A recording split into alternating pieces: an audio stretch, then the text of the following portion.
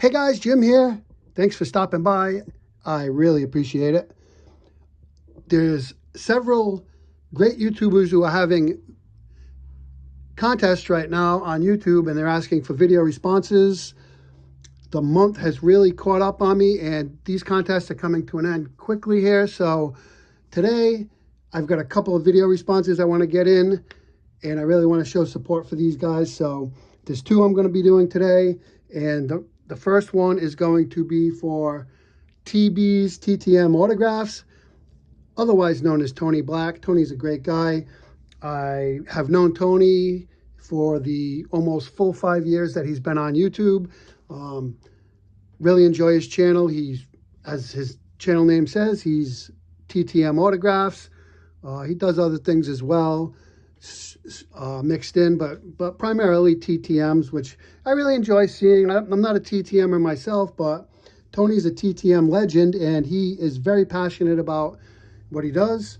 He's no nonsense. He shows his TTM returns and lets everybody know what he's doing, and really loves seeing it. So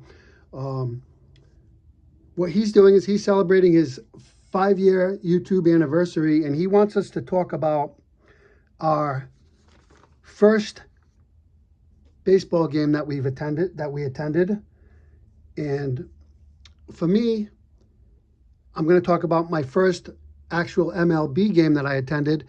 Going back as far as I can remember, till I was like 5 years old, we had a AAA baseball team within a half hour of where I grew up in Rhode Island. It was the Pawtucket Red Sox, and they were the AAA affiliate of the Boston Red Sox. And it was a rite of passage. You know, you would attend Pawtucket Red Sox games multiple times every summer. And I have a lot of great memories of that. But today I'm going to, for the purpose of this video response, I'm going to talk about my very first visit to Fenway Park. It was in August of 1979. And my aunt and uncle took me to see the Red Sox play against the Milwaukee Brewers. And a lot of the details of that game are sketchy, but the Red Sox did end up losing. It was an extra inning game. They lost in the 10th inning. They ended up losing 9-6. The game was tied 6-6 going into the 10th inning. And Mike Torres was pitching. And here he is in a Red Sox uniform. I've had this card since 1979. Mike Torres was pitching. He actually pitched 9 1/3 innings, which you would never, ever see now. You know, he would have been gone in the 7th. But he pitched 9 1/3 innings. And like I said, it was 6-6 going into the 10th. And he ended up giving up 3 runs in the 10th inning. And the Red Sox ended up losing that game 9-6. So that was the story with that game. Of course, you know, growing up in New England, you know, friends and family, Red Sox fans for generations. You know, Carl Yastrzemski he's one of my all-time favorite players. And just because I caught the tail end of his career, and there's so many great memories and stories from family talking about him and all the wonderful things he did playing for the Red Sox. So I definitely was looking forward to seeing him play that day. Unfortunately, he did not get a hit. He went hitless that day. So here he is with his 1979 OPG and his 1979 Topps card. And the other player who I loved when I was a kid was Jim Rice. And here he is on his 1979 Topps card. One of my favorite cards of Jim Rice, because Jim Rice was known as kind of a gnarly, mean, kind of disgruntled guy. And man, he's just there with his big old smile on this 1979 Topps card. And I also love the All-Star banner on these 79 Topps cards as well. But he actually hit a home run that day, so that was an awesome thing to see. But that being said, the biggest memory to me going to see the Red Sox play at Fenway, and it's still something that to this day I can remember that same feeling I had when I go to games today, And, you know, you go to Fenway Park and it's in the middle of the city. It doesn't look like a traditional stadium. It almost looks like just another warehouse type building from the outside. And you walk in and, you know, it's such an old building. And, you know, you walk in and you walk down the runway there, and you walk up the stairs. And as soon as you get to where you're walking into the field, you just get this beautiful green grass in front of you, and it's just an amazing sight to see that field. And so as a kid, you know, it was kind of breathtaking, to be honest. And like I said, to this day, I still when I go to Fenway and I walk in there and I see that beautiful green grass after walking in from the city street, it's just a really cool it's a really cool feeling, and it's a great memory. So that is my video response for Tony. That is my first Major League Baseball game and the memories I have of it. So again, if you're not familiar with Tony, he's a great guy. Go check him out. I'll leave the link in the description. Now, the next channel that I want to do a video response for is Brian over at Hodges 1455. He's a great guy too. I had a chance to meet Brian here at the National this past summer, and didn't get to hang out with him for a very long time, but we did hang out for a little bit, got to chat, and he's just a great guy, down-to-earth guy. He's got such a vast collection. He collects all kinds of different stuff. It's really, really fun to see. And, you know, just like a lot of us, just comes on YouTube, down to earth, just wants to show what he's collecting, what he's picking up, and really has a lot of passion for what he's doing. So I think that's great. And he's also a huge supporter throughout our community here. I see him everywhere leaving comments and supporting other channels with video responses and so on. So definitely wanted to take this opportunity to do a video response for him. He's celebrating 300 subscribers. And again, go on over and check out Hodges 1455. As I said, the link will be in the description. And so what he wanted us to do is show 3 cards from 3 players that we've followed that we liked and will most likely never end up in the Hall of Fame. So I was going to go with 3 Red Sox players, but I decided to go with 3 non-Red Sox players because I've talked about all the Red Sox players many times and will again. Unfortunately, Brian, I'm going to show more than 3 cards from each player. Well, one player I've got 3 cards, but basically I'm going to show more than 3 cards here because just that's what I want to do.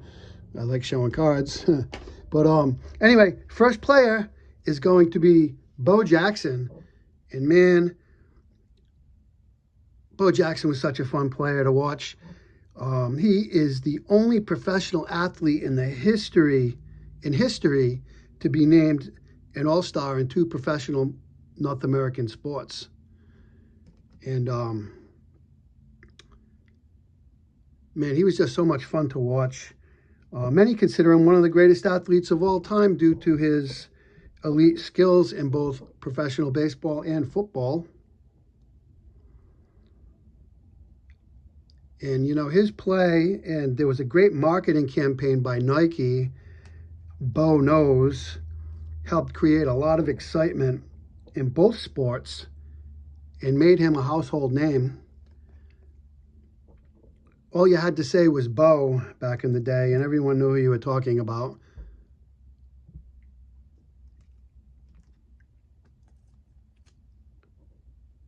Unfortunately, a freak hip injury eventually required a hip replacement, derailed his career.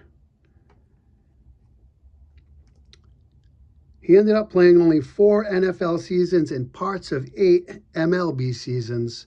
And in my opinion, if he never received that hip injury, I'm quite confident he would have been, at the very least, an NFL Hall of Famer, if not an NFL and Major League Baseball Hall of Famer. So we will never know, unfortunately. So there's Bo Jackson. So next up, I want to talk about Doc Gooden. And so this guy burst onto the scene in 1984 as a 19-year-old teenager.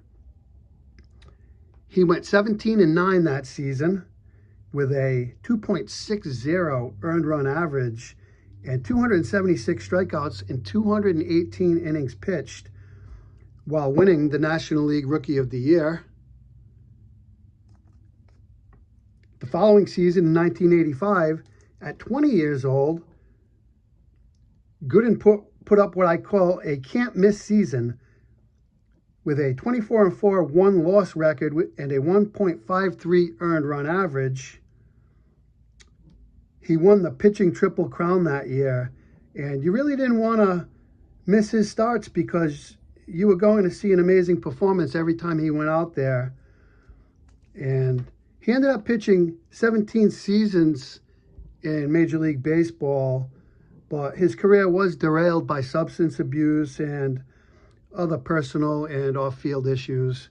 So that was very unfortunate. But his first 10 seasons, through the age of 29 years old, he won 154 games and lost only 81 and had a 3.08 earned run average. So he was well on his way to a Hall of Fame career before his personal issues took over there. And last but not least, another very fun and exciting player, and rest in peace because he just passed away last week, and that is none other than Fernando Valenzuela. And he burst onto the scene in 1981, and Fernando Mania took the country by storm, man. And while, you know, at that time there wasn't national sports cable and stuff like that, ESPN, but you know what? All the nationally televised news outlets followed his games and would report on his games every time he pitched. And really, the whole country was fascinated with this guy. He just kind of came out of nowhere. And they were just really fun times back then. And, you know, he went on to win the National League Cy Young and Rookie of the Year that year while helping the Dodgers win the 1981 World Series. And, you know, his pitching performance kind of declined after his, you know, fifth or sixth season, I would say, mainly because of his reliance on a screwball kind of injured his shoulder and caused damage to his shoulder, but also because he was very overused. In a 7-year stretch, I believe, he faced more batters than any other Major League pitcher. And so that was what happened with him. But he still finished as a 6-time All-Star. And perhaps his biggest contribution was that his popularity drew thousands of new fans to the game from Latin Americans. So a lot of Hispanic and Latino people became huge fans of the game, and many of them are still fans and have, because of that, their families are now fans, their kids and so forth. So he really helped expand baseball really into a international game. So that's Fernando Valenzuela. So that's all I got, guys. Thanks so much. Go check out Brian Hodges 1455 and Tony TB's TTM autographs. The links are in the description. Talk to you all soon. Bye for now.